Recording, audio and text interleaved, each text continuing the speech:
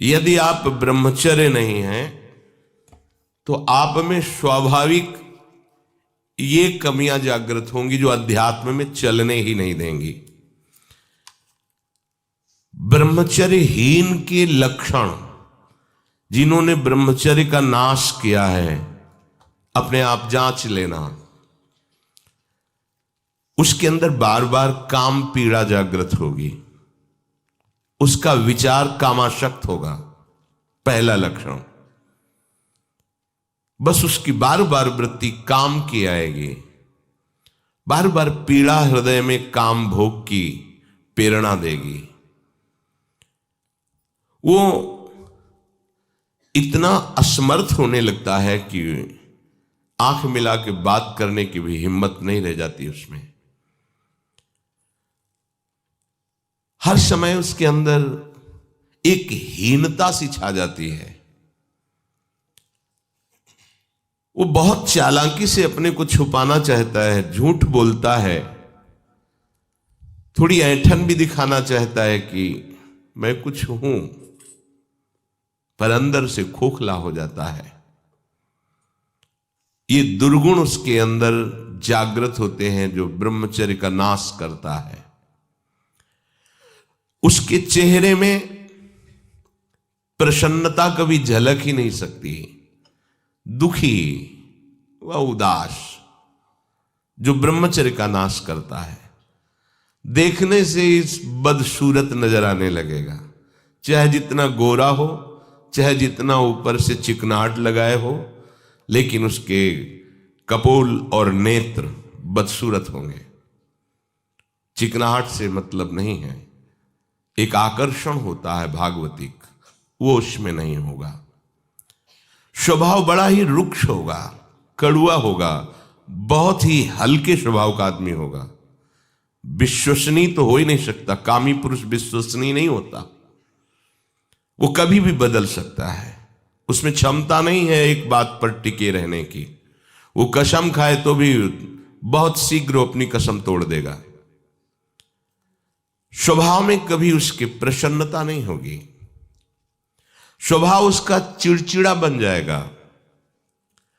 रूखा होने के कारण नाक में गुस्सा रखी रहेगी, जरा सी बात में वो बहुत क्रोधित हो जाना, अपनी खोपड़ी फोड़ने लगना, दूसरों की फोड़ने लगना, अपने थप्पड़ मारने, मतलब एक जैसे कोई विक्षिप्त आदमी, पागल आदमी, ऐसी उसकी चेष्टाओं ने चीख चीख के बोलना, माथा पटकने लगना, ये लक्षण है ब्रह्मचर्य का नाश करने वाले के।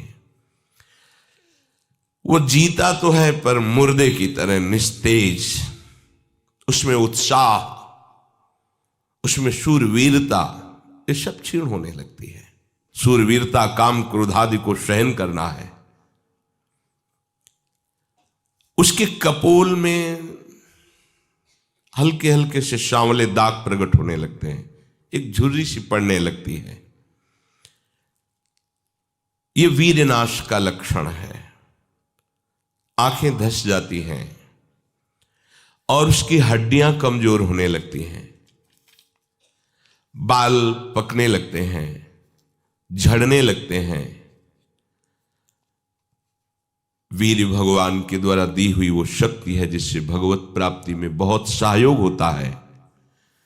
ये जानबूझकर ऐसी क्रिया करते हैं जिससे वीरपात हो।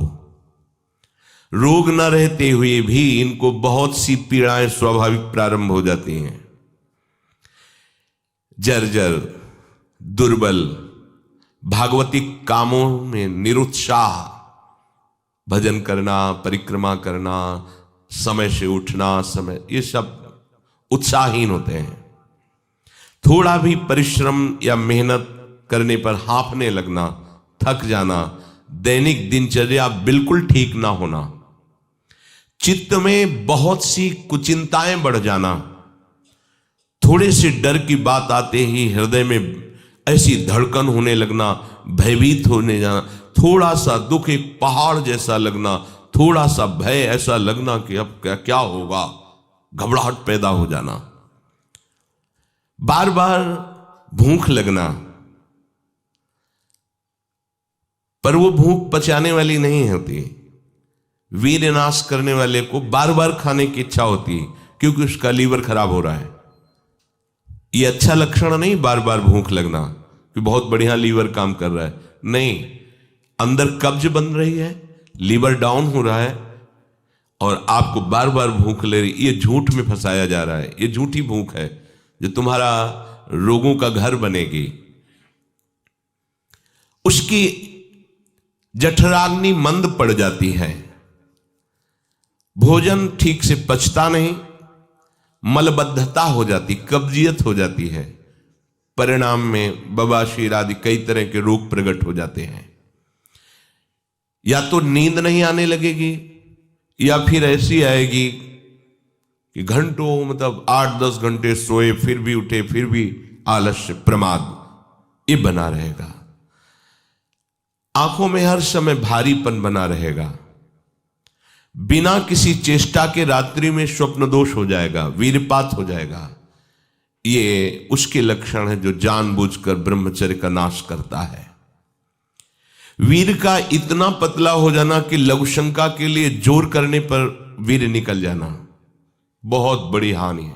नए नए बच्चों में जब उनसे प्रश्न करते हैं कि आपके दर्शन से ऐसा महसूस होता है आप कोई गलत चेष्टा करते हैं, तो वो कहते हैं अब नहीं करता, लेकिन पहले जब आपसे मिला नहीं था तब होती थी, लेकिन लक्षण तो अब भी प्रकट हो रहे हैं। तो कहते वो स्वाभाविक वीरपात हो जाता है, स्वप्न दोष में भी और लघु शंका में भी। इसका कारण है आपने बहुत ही गलत आचरण किए हैं।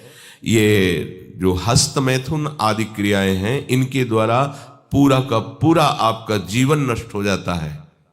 इसे खिलवाड़ मत समझो। चाहे गृहस्थी में भी जाना हो तो खिलवाड़ मत करो। आप गृहस्थी लायक नहीं रह जाएंगे। आप जो गृहस्थ धर्म में संतानोत्पत्ति क्रिया है आप उसके लायक नहीं रह जाएंगे, आप में योग्यता नहीं रह जाएगी। इसलिए सावधान। परमार्थ में चलना है तो अत्यंत आवश्यकता ही है ब्रह्मचर्य की, पर गृहस्थ में चलने के लिए भी ब्रह्मचर्य की आवश्यकता है।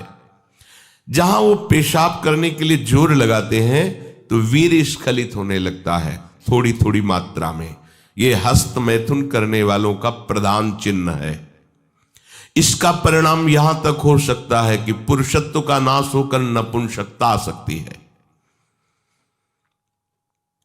हाथ पैरों के जोड़ पर बिना किसी कारण के दर्द होना, कमर में, गांठ में, जहां संधियां हैं, अस्थियों का जोड़ है, वहां दर्द होने लगना, सर में जरा भी विचार करने पर दर्द पैदा हो जाना, किसी विषय पर विचार कर या मंत्र में ध्यान कर तो सर में दर्द होने लगना, हाथ पैरों में शिथिलता आने लगना, दिमाग में एक सनसनी पैदा हो जाना, कानों से शाय शाय शब्द सुनाई देने लगना, नाटक, उपन्यास और गंदी बातें, अश्लील चित्र देखने में बड़ी रुचि हो जाना। सावधान होकर श्रवण करें। भगवत मार्ग के उपासक हैं, कुछ उपासकों में जो बाहर अनुशासनहीन होकर के रह रहे हैं और उनके पास स्मार्ट मोबाइल क्या कहते हैं वो है, तो वो लोग कभी ऐसी गलती ना करें, सर्च करके ऐसे दृश्य ना देखें, नहीं तो तुम्हारा ऐसा नाश होगा कि तुम इस बात को किसी भी साधन से पूर्ण नहीं कर पाओगे। एक बार मछली की क्रीड़ा देखने पर शौभरी जैसे महात्मा कामाशक्त हो जाते हैं। एक बार वैश्या के साथ ऐसा कृत्य देख करके अजामिल जैसा संयमी ब्राह्मण भ्रष्ट वैश्यागामी बन सकता है। और आप देश विदेश की ऐसी गंदी फिल्में, गंदी बातें देखकर आप अपने को संयमी रख सकते हैं? क्यों आप अपना नाश कर रहे हैं? क्यों आप अपने शत्रु बन रहे हैं? उपासक समझता है कि कोई जानता नहीं है, लेकिन तुम जिसको जानने के लिए चले हो वो तो तुम्हें जान रहा है ना।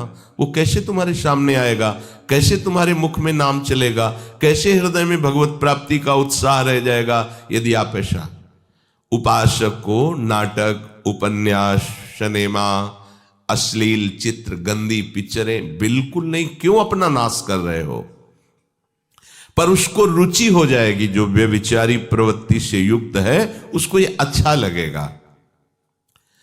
बार बार पेशाब होने की इच्छा होना, पेट में ऐसा लगना जैसे बहुत गर्मी पैदा हो गई है, और प्रमेह आदि उग्र रोगों का प्रादुर्भाव हो जाना, ये ब्रह्मचर्य नाश का लक्षण है। तलवे हथेलियों पर पसीना आने लगना, हाथ पैर में जरा भी काम करने के लिए चलो तो कंपायमान होने लगना, थोड़ा भी ऋतु परिवर्तन बीमारी को पैदा कर देना, थोड़ा सा गर्मी थोड़ा सा सर्दी, बीमार हो गया, उसे प्रकृति का प्रहार सहन न करने की सामर्थ्य आ जाती है। वो प्रकृति का प्रहार सहन नहीं कर सकता, ऐसी स्थिति हो जाती है। चेहरे पर मुहासे प्रकट हो जाना, कभी कभी अचानक खड़े होने पर आंखों के सामने अंधेरा छा जाना, अधिक वीरपात होने पर मूर्छा भी आ जाना, स्मरण शक्ति का ह्रास हो जाना, बहुत बार प्रयास करो फिर भी याद नहीं होगा। और ब्रह्मचर्य सही है तो एक बार बोल दीजिए, 100 वर्ष बाद सुन लेना, वो अपने आप स्थापित हो जाएगा। ज्यादा पढ़ना लिखना नहीं पड़ता, एक बार बोलिए, वो 100 वर्ष बाद पूछ लीजिए, 100 वर्ष बाद उसकी स्मृति वैसे ही बनी रहेगी यदि वो ब्रह्मचारी है। चित्त का अत्यंत चंचल हो जाना, चित्त में बिल्कुल बल ना होना कि हम विषय से हटा के प्रभु में लगा सके, ऐसी सामर्थ्य नहीं, दुर्बल हो जाना, बार बार प्रतिज्ञा करना पर उसका निर्वाह न कर पाना, आज से मैं ऐसा नहीं करूंगा, 1 2 3 फिर गिर गया, वहीं गिर गया। हर कार्य बीच में छोड़ देना, किसी भी कार्य को सांगोपांग न करना, ये वीर्य पात करने वाले के लक्षण है। दिमाग में भयानक गर्मी रहना, नेत्रों में जलन उत्पन्न हो जाना, वह बिना किसी कारण के नेत्रों से पानी बहना, बहुत कम गलती में भारी गुस्सा आ जाना,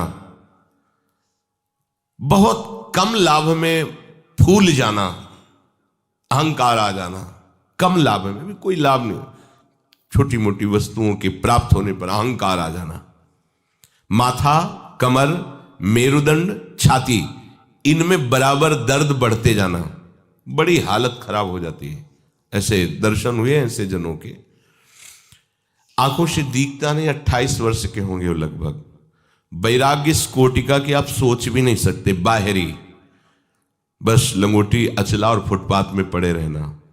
और पूर्व विद्यार्थी जीवन में विद्यार्थियों के साथ हस्त मैथुन करने का अभ्यास वो इतना दृढ़ हो गया था कि 10-10, 15-15 बार एक दिन में स्वाभाविक ऐसे, तो उनकी हालत ये थी कि आंखों से दिखना बंद हो गया था, खड़े होने की सामर्थ्य नहीं। तो हितधाम में एकांत में मिलके कहा था कि आपका जो ब्रह्मचर्य का प्रवचन सुना हमें, तो ऐसा लगा कि शायद आप उपाय बता सकते हो। तो हम कहा हमारे पास कोई, हम आयुर्वेदाचार्य है नहीं, और दूसरी बात है कि ये चीज आपके हाथ में है, अगर आप नहीं रोकते हैं तो आपको ऐसी दशा में पहुंचा देगा ये क्रिया कि आप किसी काबिल नहीं रह जाएंगे। रीढ़ की हड्डी कमजोर हो जाती है और उसमें सीधे बैठने की सामर्थ्य खत्म हो जाती है, वो झुकाव ऐसे, वो झुक करके ही ऐसे बैठना। वीरपात करने वाले के मसूड़े में फूलना, मुख से दुर्गंध आना, शरीर का पसीना दुर्गंध युक्त होना, ये वीरवान के यहां से दुर्गंध नहीं आ सकती। जो वीरवान अर्थात जो ब्रह्मचारी है उसके यहां से दुर्गंध, उसके मुख से दुर्गंध नहीं आएगी, भले कुल्ला करे या ना करे, ये वीर में सामर्थ होती है। नाक के साइड में यहां कालिमा आ जाना, फिर वो कालिमा धीरे धीरे कपोलों में बढ़ते जाना, ये वीर नाश का लक्षण है। वीर्य नाश से उदर लंबा होना, पेट बढ़ना शुरू हो जाता है, आंतें बढ़ना शुरू हो जाती है, उसकी वाणी में मृदुता नष्ट हो जाती है, कर्कशता रुक्षता आ जाती है, उसका स्वभाव अप्रिय बन जाता है, छाती की हड्डियां दिखने लगती हैं, वो ना तो लोक में ना परलोक में किसी भी कार्य में उत्साह करने लायक नहीं रह जाता। वो जरा सी भी बात में बहुत बड़ा अपने को अपमानित होना समझता है, ये वीरपात से उसके अंदर दोष प्रकट हो जाते हैं।